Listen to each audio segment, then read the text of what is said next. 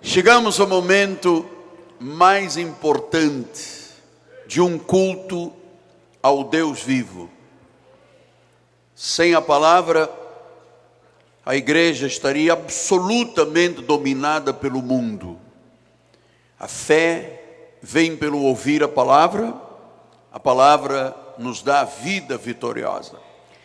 É com muita alegria, é com um gozo tremendo no meu coração, é com um prazer inenarrável que damos início, a partir desta noite, à década da família, construindo famílias fortes.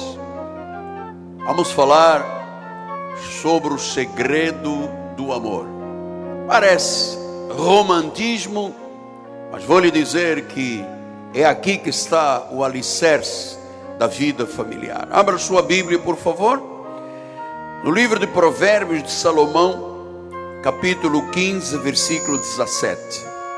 Diz assim o sábio, filho de Davi, neto do irmão Jessé: melhor é um prato de hortaliças onde há amor do que um boi cevado e com ele o ódio. Que esta palavra abençoe todos os corações, seja instrução de Deus, seja pão para alimentar o nosso espírito. Vamos ouvir o Senhor falar. Oremos.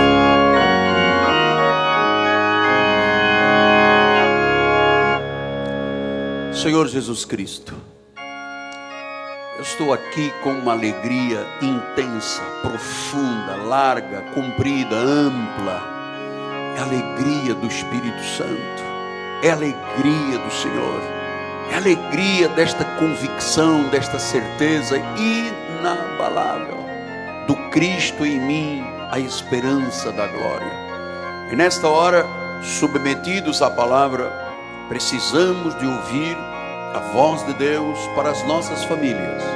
Em nome de Jesus Cristo, fala-nos, Pai, para a glória do Teu nome. E o povo do Senhor diga amém, amém, amém. Bem-haja, bispo. Meus amados irmãos, minha família, santos preciosos, família de Deus, povo escolhido, selo do meu apostolado, aqueles são cartas escritas por Deus a este santo ministério. Meus filhinhos na fé, meus amados irmãos, hoje começamos esta nova série de mensagens sobre como construir famílias fortes. Famílias fortes são famílias que têm raízes bíblicas na sua vida. São famílias que têm valores cristãos. São famílias com raízes, com padrão bíblico. Estas são as únicas famílias fortes. E qual é o segredo?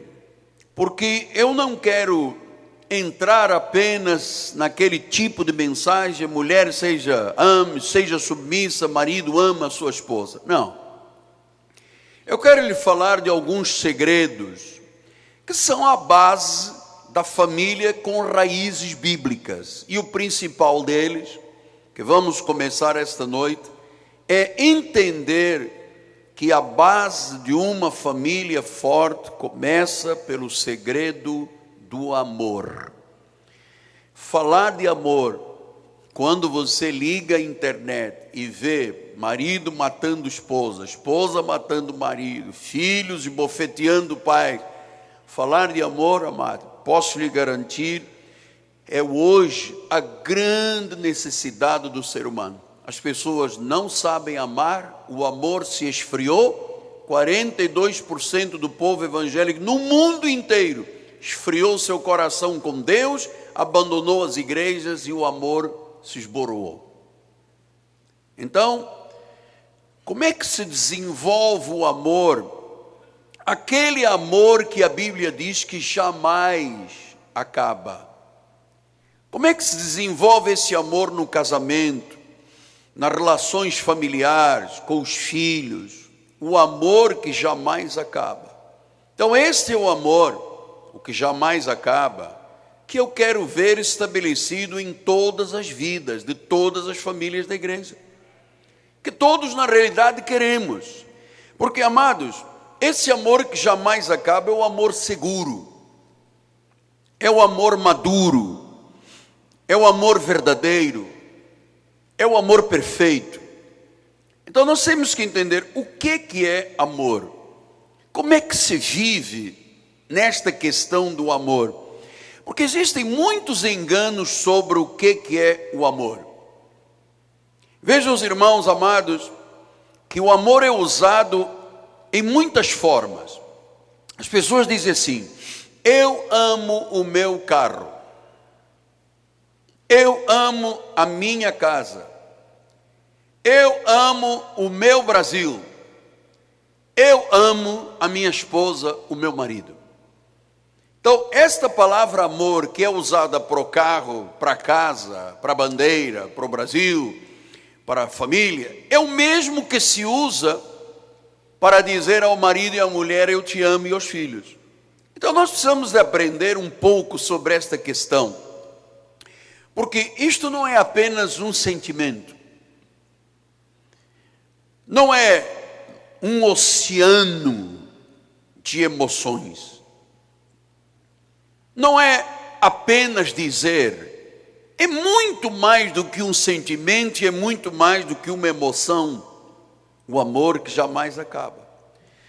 Veja como é que se erra tanto nesta questão, que às vezes as pessoas dizem assim: apóstolo, eu amo tanto que o amor é algo incontrolável.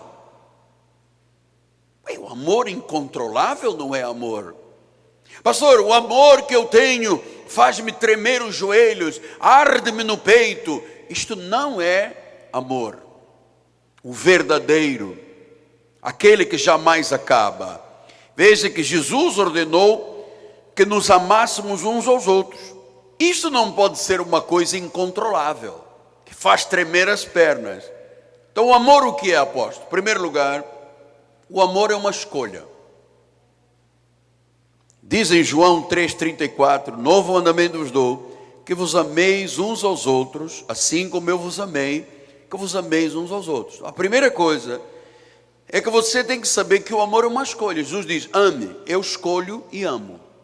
Portanto, é uma escolha. Segundo lugar, e aqui vem o fundamento, é que o amor é um padrão de conduta.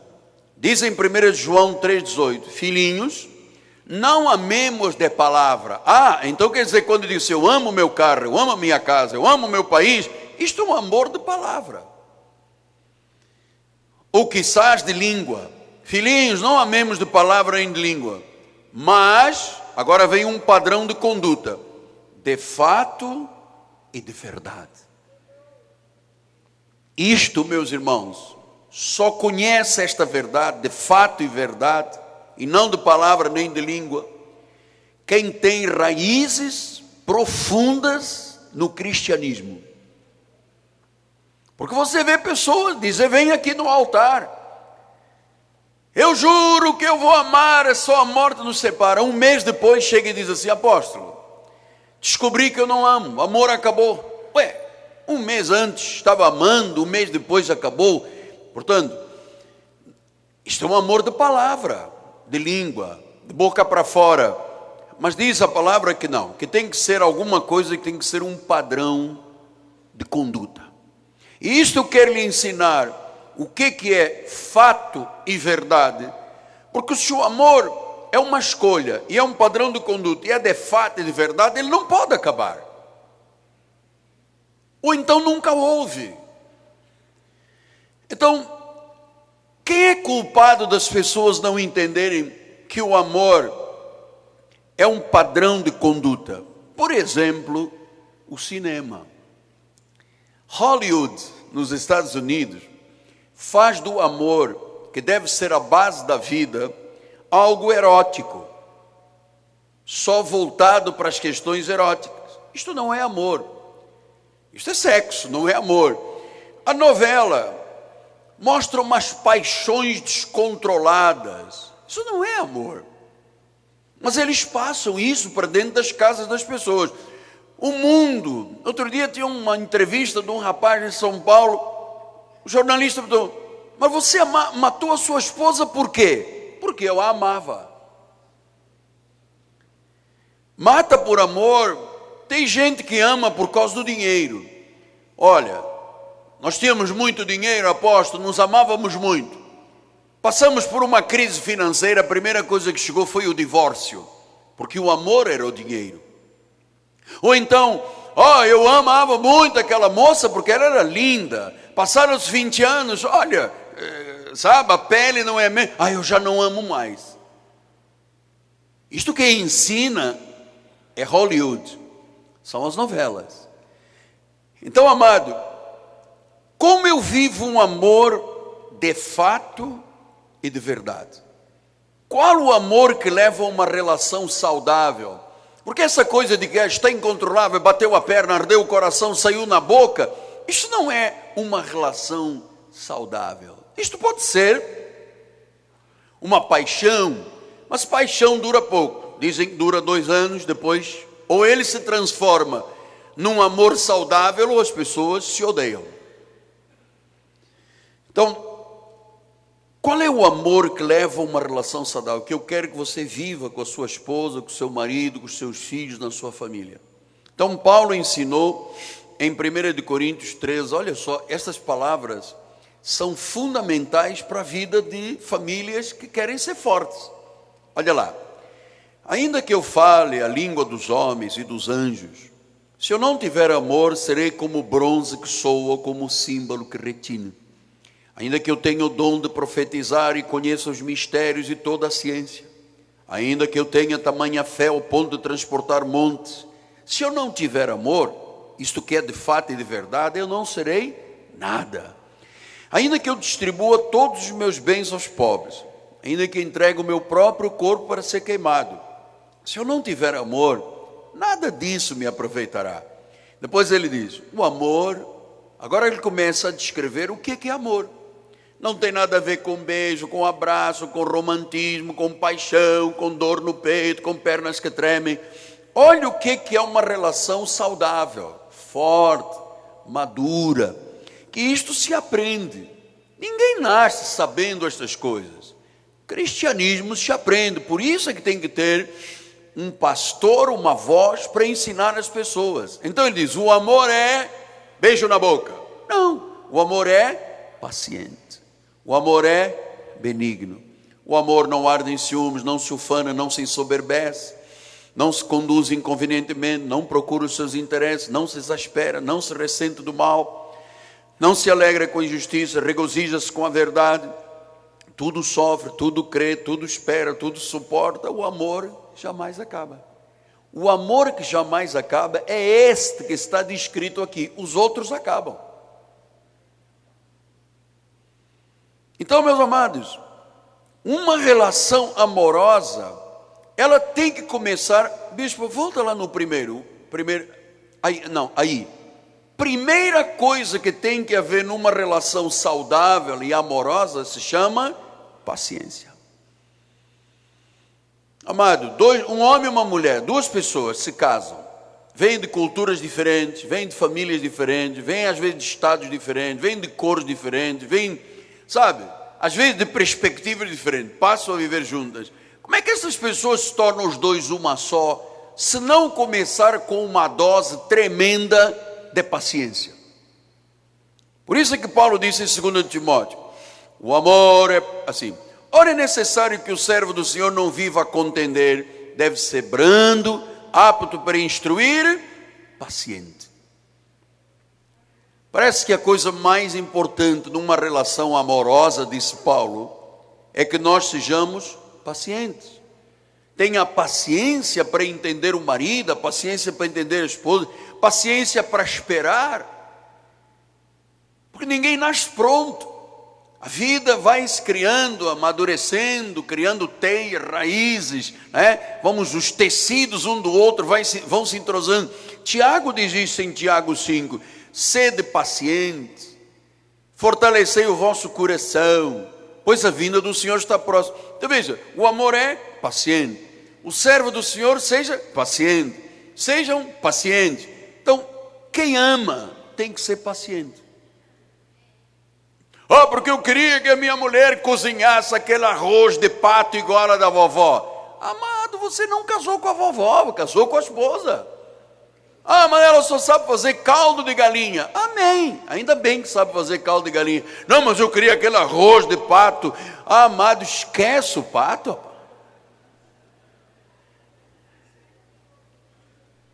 Pede ela para fazer um miojo com sardinha, já está muito bom. Então diz que quem ama é paciente, é bondoso.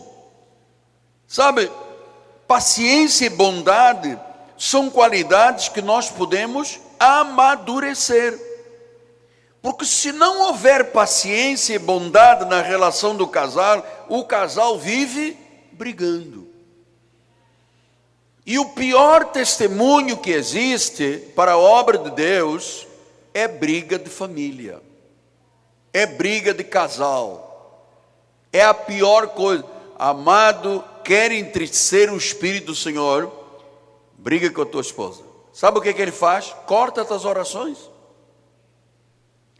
Deus se ressente tanto com briga entre marido e mulher, que ele diz: homens, olha, a tua mulher é a parte mais fraca. Se você brigar, eu corto as tuas orações.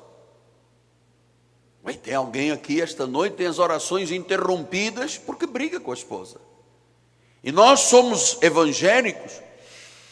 O servo do Senhor, a serva do Senhor não pode andar contendendo, não pode andar brigando, porque isso não honra a Deus, não honra o nome do Senhor. Por isso a Bíblia diz: sede paciente. O amor é paciente. Então paciente é o quê? É a pessoa que sabe esperar. Paciente é a pessoa que sabe esperar. Você casou, você tem um marido, você tem uma esposa, você tem filhos. Tem que ter paciência na relação. Porque às vezes a pessoa que sabe ser paciente, sabe ser esperar, há uma hora que a outra pessoa muda, é transformada, se recupera. Você sabe, eu particularmente tenho amadurecido muito nesta questão da paciência. Porque eu penso assim: se o Senhor Jesus tem sido tão paciente comigo, mas tão paciente comigo, Ele pacientemente espera cada grau de maturidade da minha vida. Por que razão eu não posso ser paciente com a esposa, com os filhos, com os netos? Por que tem que ser tudo ferro e fogo? Não tem. Então, veja, Deus foi tão paciente que Ele nos perdoou, nos compreendeu, relevou tanta coisa na nossa vida, quantos erros, quantos equívocos. Olha, sabe o que disse Eclesiastes? Eclesiastes 8:1 diz: visto como não se executa logo a sentença sobre a má obra, o coração dos filhos homens está inteiramente disposto a praticar o mal. Se Deus fosse pão, pão, queijo, queijo, nenhum de nós estaria aqui. Não é verdade? Se Deus fosse impaciente, como nós somos impacientes, qualquer erro cometido, Deus vinha e pum, dava uma cajadada. Mas Deus não faz. Deus diz que dá tempo. Isto chama-se paciência. Se o Criador tem paciência comigo e com você, nós temos que ter paciência como fundamento da nossa relação madura. Temos que aprender isto. Dar tempo, amadurecer. Porque depois vamos voltar lá. Ele diz assim, em 1 Coríntios 13, o amor é paciente, mas o amor é benigno, é bom. Não arde em ciúmes, não se ufana, não se ensoberbece. Então diz que o amor, além de paciente, sabe, a nossa paciência tem que ser elástica. Tem que esticar mais um pouco. Mas um ano passado, estica mais um pouco. Mas eu já te falei em 1948, estica mais um pouco. Mas eu já falei 20 vezes com você. Fala, agora você vai esticar e eu estico. Põe assim a mão para frente. Vai, estica mais um pouco. Mas eu já pedi ao meu marido, estica mais um pouco, estica. É isso que Deus quer. Amado, isso chama-se ser luz e sal. Porque senão é briga dentro de casa. Olha para o seu marido e para a sua esposa e diz, estica. Estica. Estica. Estica. É paciente. Então diz que ele é benigno. Quer dizer que, olha, tem muita gente aí que está rindo, quer dizer que não esticou nada, né? Diz que o amor é paciente, é benigno, é bondoso. Diante dos problemas da vida, você sabe, quando a pessoa ama, é paciente. Quando a pessoa ama, é bondosa. Cuida. O marido cuida da esposa, a esposa cuida do marido. É responsável. Se adaptam um ao outro. Cuidam dos pais idosos. Não abandonam os velhos. Você sabe, quem é amoroso, paciente, é bondoso. Ele é bondoso com o marido, com a esposa, com os filhos, com os netos, com os velhos. Com a sogra. Eita, ouviu aí um amém alto? Com a sogra. Só falando em línguas, amado. Por que não se fala em sogro na nossa sociedade? Só sogra que são os problemas. Olha, a minha não me escreve, não manda cartão, não faz pudim, me abandonou. Já faleceu, graças a Deus. Então vamos lá. O amor é paciente, é benigno. Veja o que diz Efésios 4:32. Antes, sede uns para com os outros benignos. Uns com os outros. Imagina, marido e mulher, tem que ser compassivo, paciente, perdoador. Como Deus em Cristo vos perdoou, como Deus em Cristo foi benigno e paciente e compassivo. Isto se aprende. Alguns aprendem isto a duras penas, mas tem que se aprender. Isto é que faz uma família forte. Senão estão aí os tribunais lotados de gente que se casou em altares evangélicos, casou com o seu padre, com o seu rabino, enfim, e depois se separa porque, olha, aposto, descobri que eu não amava, descobri que o amor acabou, porque não havia fato e verdade. Se houvesse, a pessoa não teria feito isso. Então, diz que é benigno. Se uma pessoa é benigna, perdoadora, compassiva, ela não pode ter amargura. A raiz de amargura é terrível. Diz que contamina todo mundo. Raiz de amargura não pode ter ódio, não pode ter raiva, não pode ter gritaria, não pode ter insulto, não pode ter maldade. Isto entristece o Espírito Santo. Pastor, mas como é que se aprende? Porque eu sei, uma vez uma irmã me disse, apóstolo, eu venho de um lar totalmente quebrado. Meu pai era alcoólatra, batia na minha mãe, a minha mãe fumava não sei de quê, cheirava não sei. Era uma bagunça, minha casa era briga de manhã à noite, era palavrão de manhã à noite. Isto tudo ficou enraizado no meu coração. Mas isto se aprende. A igreja, olha a função da igreja para dar estabilidade às pessoas. Olha o ensino da igreja. Uma pessoa que é impaciente, ela ouve o pregador, não, tem que ser paciente. Ele vai lutar por essa virtude. Vai pedir a Deus, Senhor, ensina-me a esticar a corda. Porque se Deus quebrasse a corda a cada decisão errada, a cada erro, a cada equívoco, nós não estaríamos mais aqui. Então, meu amado, não permita na sua casa, na sua família, contendas, amarguras, ódio, raiva, gritaria. Porque, olha, amado, todos nós erramos, todos nós falhamos, todos nós nos equivocamos. Mas a Bíblia diz, temos que ser benignos, bondosos e perdoadores. Depois ele diz no versículo 4, não arde em ciúmes, não se ufana, não se ensoberbece. Aqui há 3 detalhes que têm a ver um com o outro.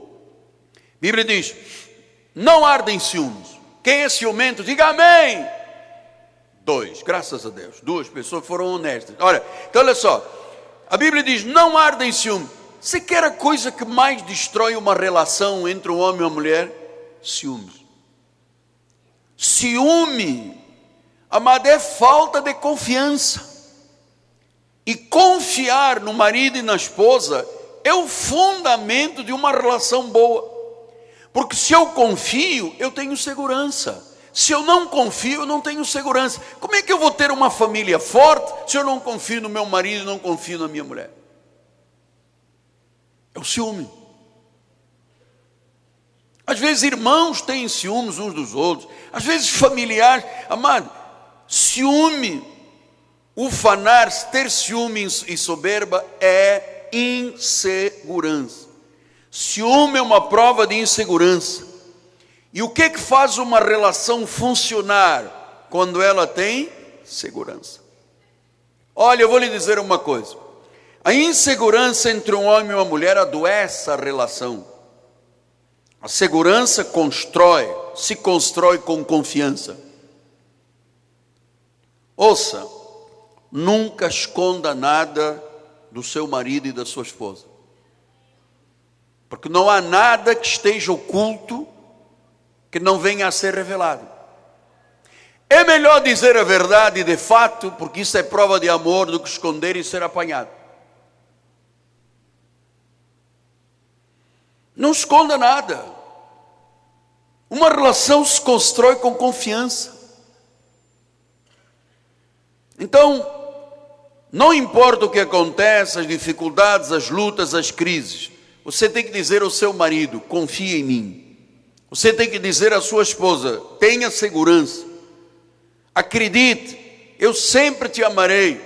Acredite, eu estarei com você até a morte. Este tipo de comentário é extremamente importante, porque é isto que constrói a segurança de uma relação.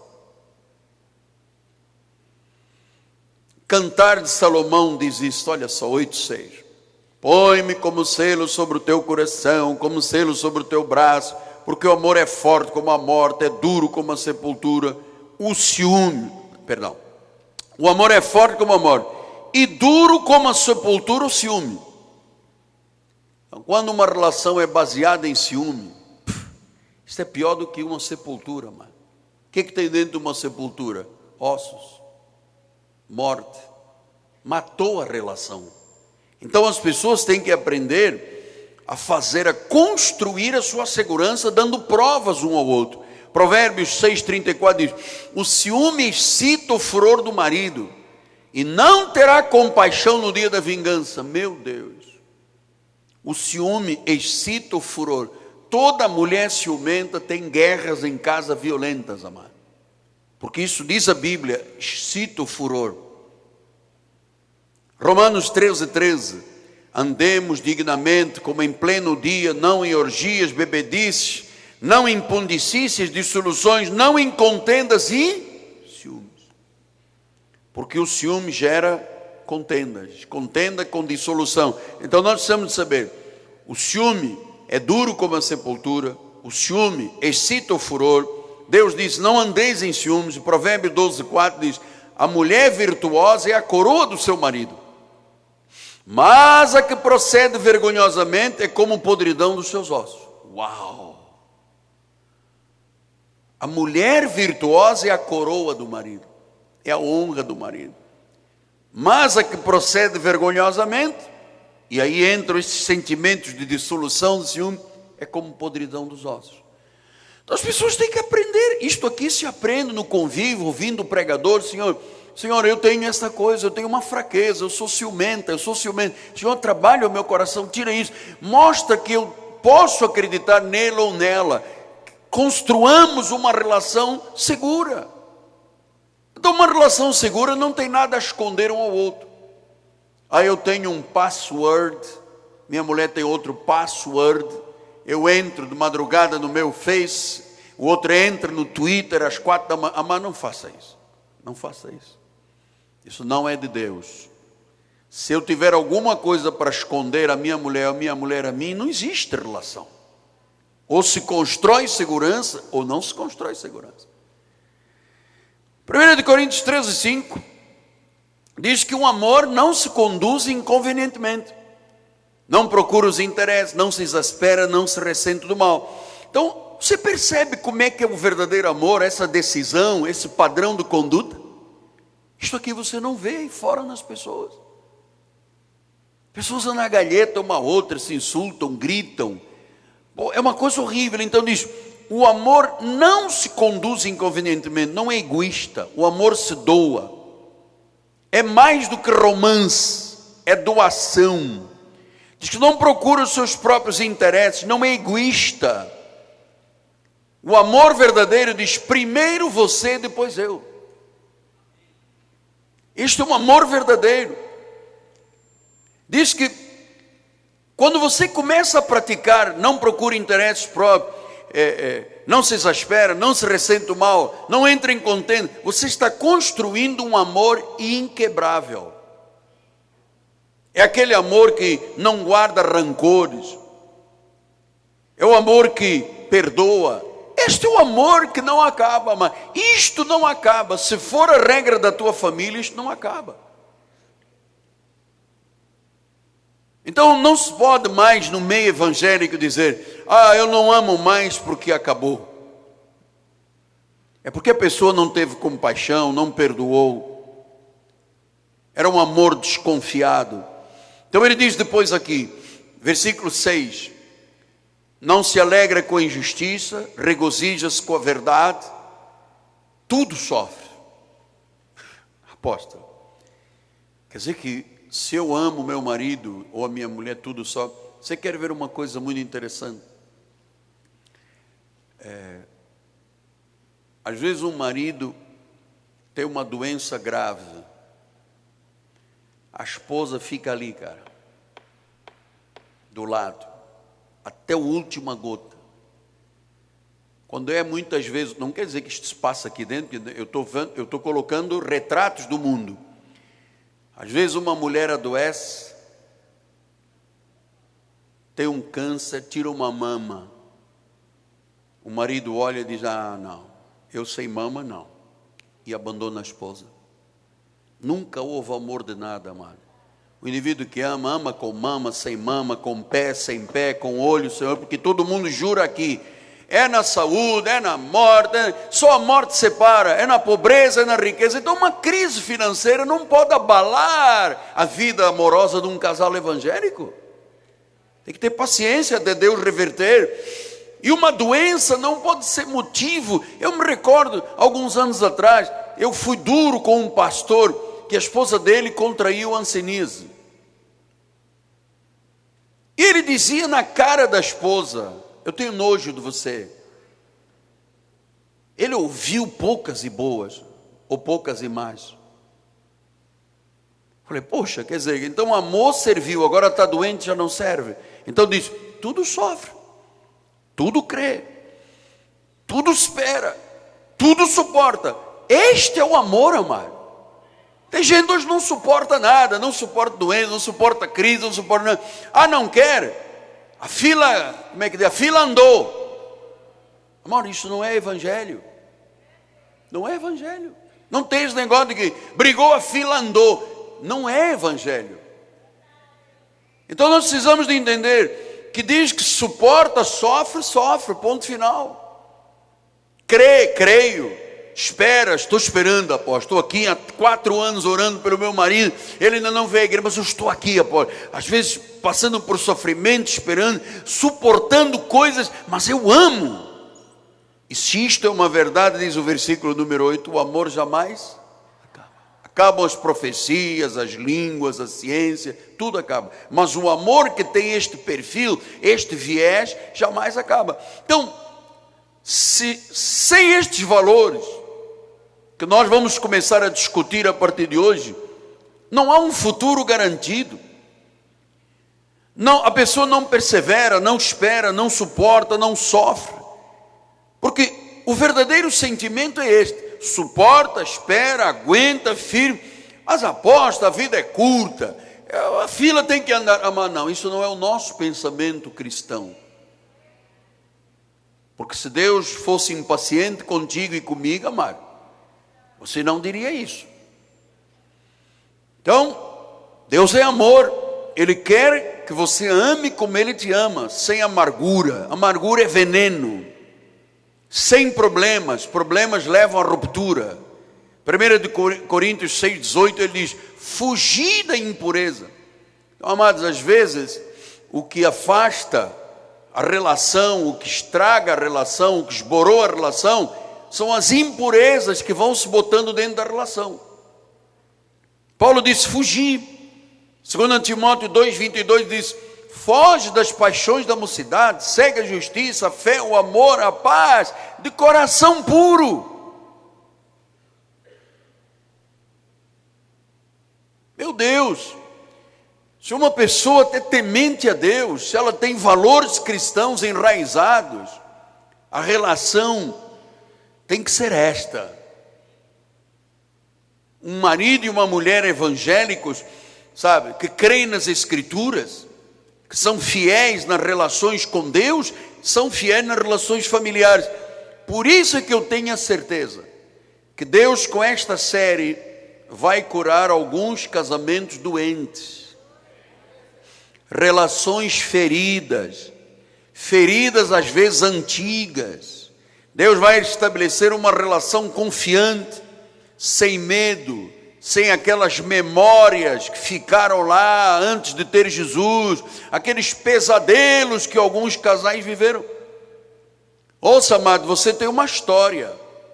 Você e a tua esposa e o teu marido têm uma história. Vocês, todos nós, precisamos de raízes cristãs na nossa família. Precisamos de verdade, precisamos de segurança, precisamos de confiar de todo o coração. Isto começa como, apóstolo? Numa relação primeira, verdadeira, honesta, sincera com Deus. Por isso é que o salmista diz no Salmo 37,5: entrega o teu caminho ao Senhor, confia nele e o mais Ele fará. Então tudo é possível para Deus. Sabe, eu quero lhe encorajar. Nós vamos ter no dia 31 de julho, a noite dos casais da igreja. Vamos fazer aqui uma festa linda, conforme fazemos todos os anos, para renovação de votos. Depois vamos ter uma manhã da família no início de agosto. Então, sabe, o nosso nome está no livro da vida. O nosso casamento tem que ser santo, diante do Deus Todo-Poderoso. Seja você uma pedra de segurança para o teu lar, numa relação honesta, num amor vivo, num amor que cuida, que tem ações de verdade, que não ama apenas de palavra, eu te amo. Depois o marido fica dormindo no sofá e a esposa no quarto. Não, Deus está vendo isso tudo. Deus não quer isto para nós. O amor muda, o amor transforma qualquer relação. Então eu vou lhe dizer, amado, não desista. Nós estamos começando hoje o primeiro passo da década da família. Pastor, mas eu tenho uma relação morta no meu casamento. Deus pode ressuscitar o teu casamento. Ame, seja confiante, dê segurança, seja verdadeiro. Descubra estes valores, os valores de como Deus te amou. Então às vezes nós pensamos que o amor é beijo, é abraço, mas o amor começa por estes valores aqui. Se não há paciência, se não há bondade, se não há misericórdia, se a pessoa é egoísta, como é que eu posso dentro da minha casa dizer: ninguém toca nisto aqui porque isto aqui é meu? É meu ou é nosso? O carro é meu ou é nosso? Então as pessoas dormem juntas, têm filhos, depois dizem: isto é meu, isto é teu, aquilo é meu, aquilo é teu. Não, é nosso, construímos juntos. Então estes valores, amado, é que vão garantir um casamento à prova de vendaval.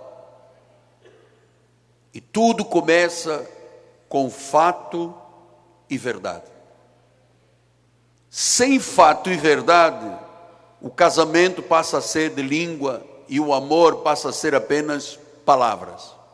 Eu amo o meu carro, eu amo a minha casa, eu amo a praia, eu amo o sol, eu amo a lua e eu amo a minha mulher. Isso não é amor. Não é um amor de garantia, de segurança. Mas bispo, volta lá por favor em 1 Coríntios 13, só para deixarmos isto aqui como base desta relação. Daí para diante. O amor é paciente, Então não adianta você dizer assim: eu amo muito meu marido e a minha esposa, mas eu não aguento esse cara, eu estou a ponto de explodir. O amor é paciente, o amor é bom, é benigno, o amor não arde em ciúmes, o amor confia. O amor não vai de madrugada no telefone para ver quem mandou, porque é confiante.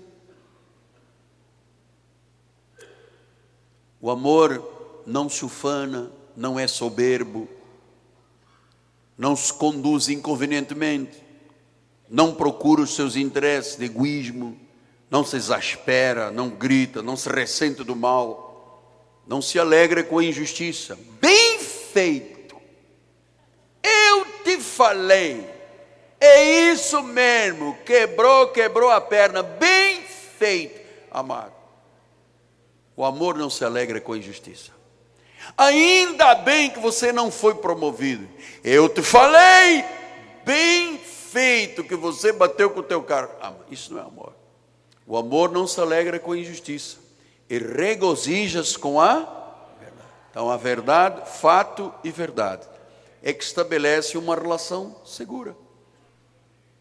Viver ao lado de um homem e de uma mulher com desconfiança é dramático, é doentio, é doentio.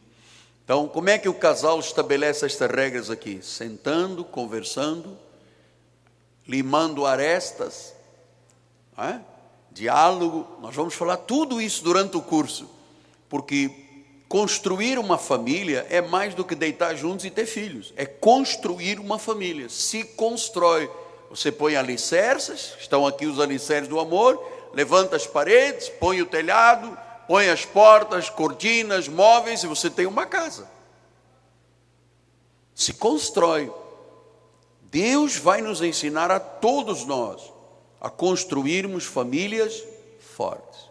Você olhar para o teu marido e dizer assim: só quando ele fechar os olhos, ou olhar para a esposa e dizer: só quando ela fechar os olhos é que a morte nos separou. Vamos até o fim. Isto é segurança de um casamento. Eu vou terminar. Eu me recordo, há algum tempo atrás, fui convidado para fazer um casamento lá na Enseada do Botafogo, num restaurante bonito lá. O casal botou uma tenda bonita lá dentro, comprou uns genuflexórios de antiquário, fizeram uma festa danada. E depois, na hora que acabei o casamento, eu disse: agora a noiva diga alguma coisa, o marido e a mulher, conforme nós sempre fazemos aqui. E eu me recordo que estas foram as palavras da moça: eu quero ser a pessoa que vai fechar os teus olhos na hora da sua morte. Aí o rapaz olhou e disse: tipo assim, pô, morra você primeiro, chora a tua mãe, não a minha. Eu disse, ficou, sabe, pegou mal. Pegou mal. Ela diz: quer dizer, estava dizendo ali em profecia: você vai morrer primeiro que eu, está frito, você vai ver o que é que acontece, eu vou casar logo com o outro, vou usar o teu dinheiro. E o homem ficou olhando assim, e ele: então vamos fechar os dois um ao outro, não é melhor? Você sabe que esse casamento não durou nem um ano. Ele estava ali sendo profetizado, nem começou. Havia uma coisa inconsciente na moça, porque é um ato falho. Na realidade foi um ato falho. No fundo ela estava dizendo: morra. Isso se diz: porque eu quero fechar os teus olhos. Fecha você, pô. Né? Fechou meus olhos. Fecha você. Pois é. Então, as pessoas dizem: porque quando meu marido morrer, pensa que você também pode então morrer. Mas eu vou terminar agora. A minha mãe, que tem hoje 90 anos, e há uns 30 anos atrás ela dizia assim: meu filho, mas o dia que você morrer, como é que eu vou ficar? Eu disse: mãe, mas a senhora tem quase 400 anos mais do que eu, a senhora está pensando que eu vou morrer primeiro, está profetizando a minha morte? Quando morreres, como é que eu vou ficar? E eu dizia assim: quando a senhora morrer, como é que eu vou ficar? Sem mãe? Órfão? Ó minha mãe, minha amada, ó minha mãe, como é que é? Ó minha mãe, minha mãe, ó minha mãe, minha amada. Quem tem mãe tem tudo, quem não tem mãe é órfão. Então, amado, construa de fato e de verdade. Você vai agradecer muito a Deus para o resto da vida o que nós vamos lhe ensinar a partir de hoje. Amém? Assim seja, assim disse o Senhor. Glória a Deus. Vamos ficar de pé. A bispa vai dar a bênção final. Irmão Torquato, Zildinha, minha esposa amada. Vamos lá, bispa. Glória a Deus. Glória a Jesus. Levante as suas mãos para os céus. Obrigada, Senhor, porque aqui nós temos muitas famílias felizes, abençoadas, saudáveis, Senhor. Profetizamos, Pai, que este mês será um mês de reconquistas, recomeços, restauração, Senhor, de laços familiares, de fato e de verdade, Pai. Te pedimos que os teus anjos, Senhor, levem o teu povo em paz. Guarde-nos, Senhor, a nossa entrada e a nossa saída. Livra-nos, Senhor, de todos os males, Pai, porque nós cremos na tua proteção divina, Pai. E saímos daqui felizes, porque nós vamos ver a tua bênção dentro das nossas casas, em nome de Jesus. Graça e paz, uma noite abençoada. Até domingo, em nome de Jesus.